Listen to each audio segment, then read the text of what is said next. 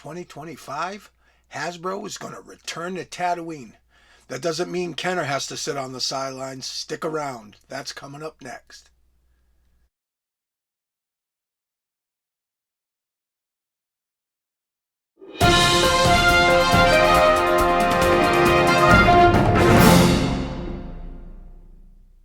Happy New Year, Star Wars fans. Welcome back to another episode from All Things Star Wars Considered. I'm your host, Doug, and today we're going to kind of skew off of the Hoth Echo base series of dioramas I was doing. I actually did a couple of videos last year spotlighting the Next 17 Hoth Luke in Bacta tank, and then I followed that up with the hallway scene in which Han and Leia argue when he leaves to go, or he says he's leaving to go pay off Jabba the Hutt. I actually had a couple more videos in the hopper about that, and as I was looking for some stuff, I came across something else which gave me a new idea and a new direction to head into. And since Hasbro announced that 2025 would be the return to Tatooine, I thought, let's jump into that with vintage. You know, Hasbro doesn't have to be the only game in town, so let's do a return to Tatooine, and we're going to do that with the Kenner stuff. So stick around, that's coming up next. Okay, let's kind of bring you up to speed. Now, obviously, I was kind of hot and heavy on the whole Hoth thing. You know, I got that piece from the Next 17. I made the Bacta Medical Center. That gave me a bunch of ideas as far as, you know, creating a hallway, creating a tauntaun, a handling area, maybe a wampa, a prison. And then I had a great idea for like I don't know what you'd want to call it, like a tactical room in which all the rebels have their computers, their tactical screens, and basically all their base of operations. So what I had in the back of my mind was when me and my cousin were young, we were playing with this stuff as kids, and we had made a Death Star. And the Death Star had a bunch of handmade computer monitors, computers. I don't know what you'd even want to call them. But my cousin was going through his collection a few years back, and he found a bunch of them, and he gave them to me. So I thought, you know what? That's going to look super juvenile, but it'll be a nod back to my childhood. I'm going to put all these computers in the Hoth computer room. And I couldn't find them. They're in this room somewhere. They're in a box somewhere. They're somewhere, but I could not locate them. Well, while I was looking for them, look what I came across. I don't know if you can see this. We'll try to get it into frame. Now, I got this as a little bonus from Funky McClunky. I ordered some stuff from him, and this little Princess Leia, I don't know if you can see it now that I'm saying it. Let's bring her into frame again. He sent that in with one of my orders, and I thought, wow, that's a cool little Princess Leia figure, and it's molded right after the Kenner figure. So I thought, geez, I could put her on like a table, maybe to light up the table, and create a Ben's Hut diorama for Kenner figures. Now, what you do as you come, you know, to the end of a year, you kind of start looking back, doing like a retrospective, you know. So I was going back through a lot of my videos from last year. Obviously, I started the channel at the beginning of last year, and as I picked up steam, that didn't work, didn't want to come out. Well, typical of me, you know, nothing ever wants to come out of my mouth normal, so, you know, I'm going to fumble and bumble like I always say. So as I was doing like a retrospect, I was going back over my videos, just kind of looking at what was successful, what wasn't, what I could have done better. Obviously, there had to be some progression, there had to be some growth. My first video was kind of a nightmare. As I wore on, things got a little bit better. Then I started to figure out some editing programs, added in some microphones and lighting, and things got a little bit better. So in 2025, I would really like to take the channel to the next level. We're going to see how things go. Unfortunately, you know, I have a job that's demanding, and I get one day off a week, and sometimes that day I need to take care of some stuff, so I don't always have a time to come in to the room and shoot a video, which is very disheartening. But you know what? It's not like this is my full-time job. It's not like I'm making any money from YouTube. I'm just doing it for enjoyment. So as much as I would like to pump out 1 and 2 videos a week, sometimes it actually stretches to 1 video every 2 weeks. And I'm hoping in 2025 that'll change. But as for right now, I'm going to do the best I can. And if I miss a week, I apologize, but it's based on my schedule. So in any event, like I said, I was looking back at some of my videos, and one of my worst videos as far as performance-wise and view-wise was my Obi-Wan Kenobi's house, a diorama that I had done with all the vintage collection figures. And it was short. It wasn't anything awful, but it wasn't anything great.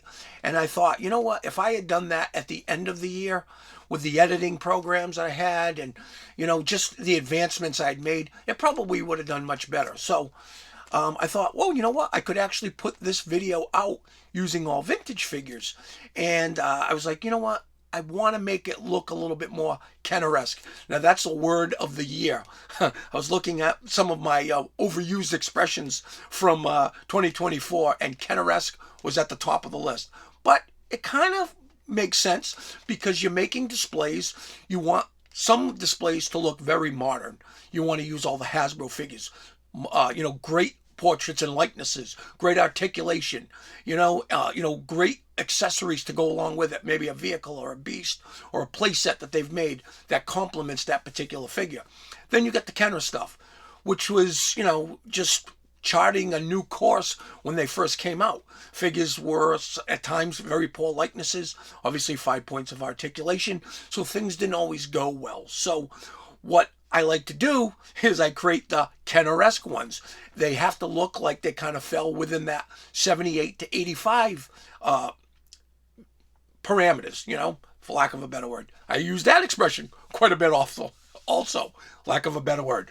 So, so I thought, let's see if I can make like a Kenner-esque diorama of Ben's house.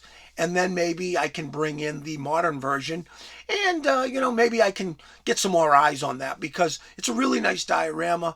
And if I had done it, like I said, at the end of the year, I think a lot more people would have tuned in and enjoyed it. So when we come back, I'm going to start putting Obi-Wan Kenobi's house together as part of Return to Tatooine. So stick around. That's coming up next. Okay, before we get into this, I just wanted to give you a brief method to my madness, like I do in all these videos lately. Now, a lot of people have asked, how do I go about putting together these dioramas? What do I use for a blueprint? Well, I have this book here, and it has been a lifesaver for me for years. This is the Star Wars Technical Journal by Shane Johnson. My wife bought me this book years ago, and I have used it for my Jabba's Palace. I've used it for my Cantina. I used it for my scratch-built sandcrawler, my Death Star 2 Emperor's Throne Room, and I've used it for Ben's house.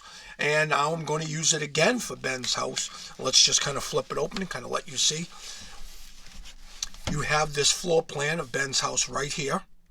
And this is the blueprint that I've already started to kind of map out how I'm going to put this together. You can see a couple of posts, the stair, the chair, the table, the sleeping area, display table, the storage chest, another post, and then a table. Okay? So, and the beautiful thing about that is in most cases you have photos. So you actually have the blueprint here, and then you have a photo here of the actual set. So you can kind of you can kind of match them up. Now, when I do a modern diorama, I try to get as close to this photo as I can. Now, my skills aren't A+, so I do the best I can. Now, when you're doing a Kenner display, what you do is you have to simplify it. The figures are 5 points of articulation. The likenesses aren't like what a vintage collection figure is. So you kind of ramp things back instead of ramp things forward. So as I put this together, I'm going to eliminate some of the elements that aren't necessary, like what Kenner would have done. Now, I think the most important things of this is this alcove here with the sleeping area. That would be where Ben sleeps. Obviously, this table where the holographic Princess Leia appears. I don't think this chair is super important because I don't know if he might sit, but it's not important. And with the 5 points of articulation, it's not really super important. These stairs, probably somewhat important. This display area, this display table, maybe. I think this storage crate is important, and possibly this a table. But I don't know. As I get into it, I'll see. If you look over here, you have like almost like a bearskin rug. And what I've done is I went out, well, not went out, but if you see this came with the Jabba the Hutt playset. Now, this is very modern, right? So what I'm going to do is I'm going to trace it out, and I've already traced it out on a piece of paper here, and I will just trace this on maybe like a plain piece of felt, so that it's got some of these qualities, but very simplistically with just, one bland piece of cloth or paper or felt. So we're going to do that. Now, obviously, you have in the modern cantina, in the modern Ben's house, you have this crate here. And if you look down into it, there's the training remote. There's some lightsabers on the inner part of the lid, and that's what Obi-Wan goes into to give Luke his father's lightsaber. Now, obviously, this is Kenner, so I'm going to just come up with something very simple. I have this crate here, nothing earth-shattering, doesn't even open. I tried to, and maybe it did, and it's glued shut, I don't know. But I'm just going to do that, because that's what Kenner would have done, something very simple. Now, in the modern Ben's house, you would have this table. Now, this is a pretty cool looking table. I mean, you can see it. If you look at the photo, it matches it very, very closely, and it's got the holographic layer, and, pops off. There's like a little foot peg there for her to pop on and off. So what we used to do when we were kids is we would take caps from spray paint. So what I do here is I have this, and you can see I've already drilled a hole. And if you remember, I had those lights for the Bacta tank, and I had one left. So what we'll do is, let's hope this little remote works, and there you have it. So you can see I have a little blue light there, and I can attach this funky McClunky Princess Leia to it and illuminate that. So yeah, as we go into this, you'll see it all unfold. But obviously, this, the rug, the crate, the stairs, and maybe this table. That's what I'm kind of focusing on for this diorama. So stick around. We come up. When we come back, that'll be up next. Okay, and here's the finished display. Now I was able to utilize everything that I mentioned in my last segment. Obviously, we have the table right there. I have the light underneath it. The funky McClunky Princess Leia stands on top. When you hit the button, I got my little remote, she lights up. And what does she have to say for herself? General Kenobi, years ago you served my father in the Clone Wars. Now he begs you to help him in his struggle against the Empire. I regret that I am unable to present my father's request to you in person, but my ship has fallen under attack, and I'm afraid my mission to bring you to Alderaan has failed. I have placed information vital to the survival of the rebellion into the memory systems of this R2 unit. My father will know how to retrieve it. You must see this droid safely delivered to him on Alderaan. This is our most desperate hour. Help me, Obi-Wan Kenobi. You're my only hope. So there you have it. That is pretty cool.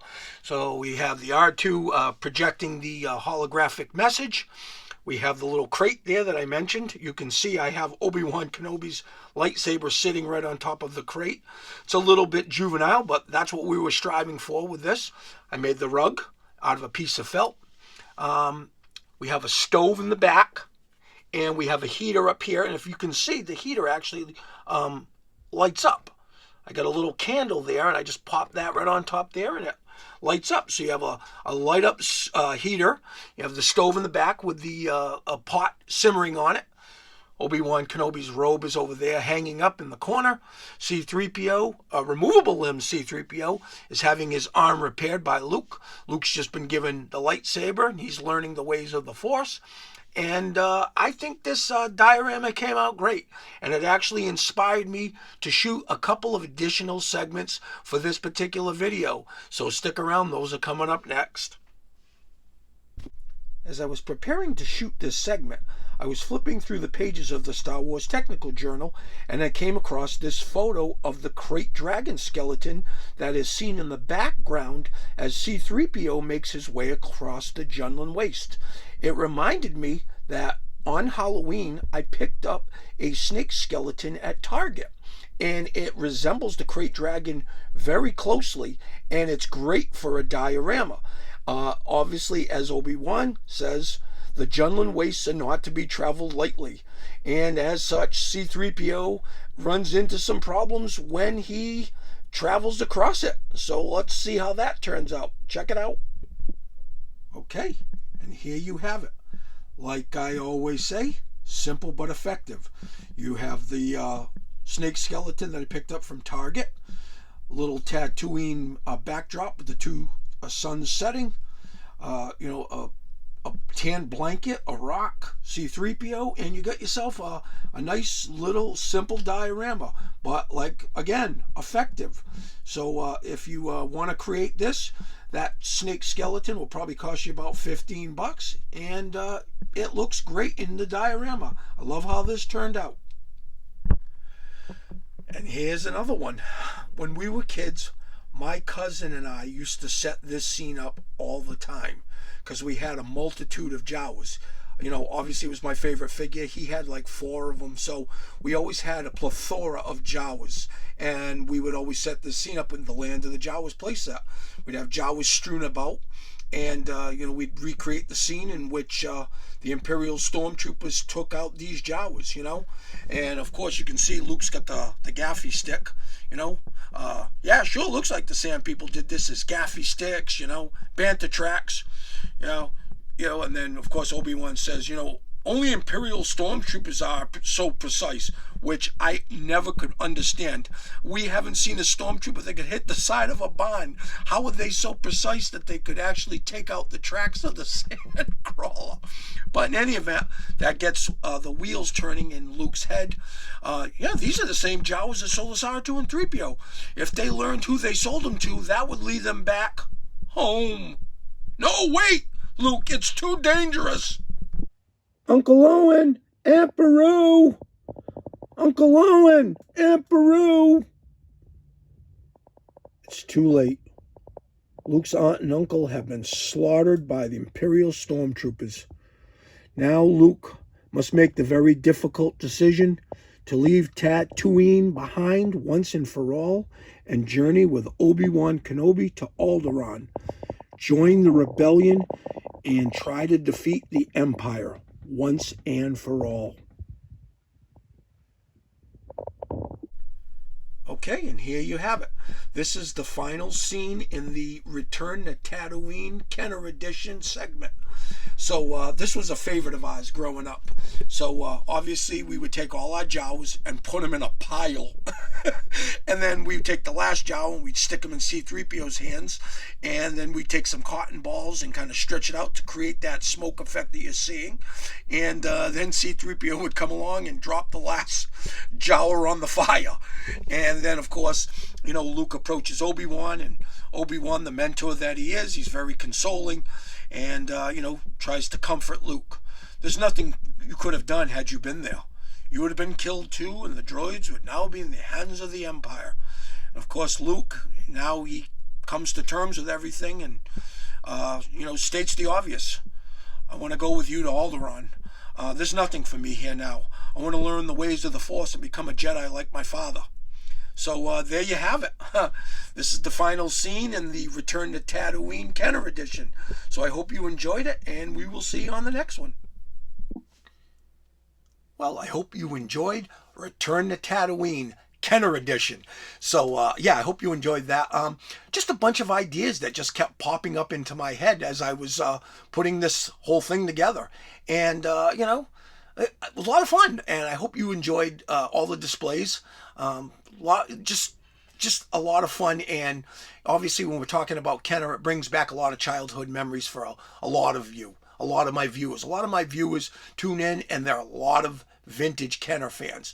I always try to give a little bit to everybody, but I do pay attention, and there is a lot of Kenner fans out there, and they come to the channel and they're kind of transported back to when they were kids. They're reminded about how much fun they had playing with those toys. Sometimes it gets them to go into a closet, go back to their parents' house, and go into the attic and pull the toys and just kind of relive all those memories. And they'll send me messages and say, oh, I went to my mom's house, I grabbed all my childhood toys, I set them all up, man, I love your channel, thanks for, you know, all the content. So that really warms my heart. You know, I really enjoy hearing that, because like I always say, that's why I started the channel in the first place. So when I hear that, it makes me realize I'm doing the right thing, I'm on the right path. So keep viewing. I'm going to keep pumping the videos out. I'm going to start to wrap things up now. I just want to thank everybody for the continued support of the channel. Like I was just saying, you guys are the reason why I do what I do. And if you keep tuning in, I'm going to keep doing what I do. So just want to remind you, though, if you haven't done so, I ask you to hit the subscribe button so I can continue to bring you that valuable Star Wars content that we've all come to know and love. If you like what you saw, give the video a like. You know that helps the channel as well. If you have a question or a comment, some input, please leave it in the comment section. As you all know, that's one of my favorite parts. You know I get back to each and every one of you. I'll share a story, you'll share a story. Sometimes you'll have a question. I'll be able to try to answer that for you. Sometimes I'll give you help. Sometimes if I can't help you, I'll direct you to some place where you can get that help. So just keep the comments coming and I'll keep responding. I want to remind everybody, though, have a great day. I'd like to thank everybody for watching, not washing. Thank everybody for watching, and we will see you on the next video. And like I always say, may the Force be with you.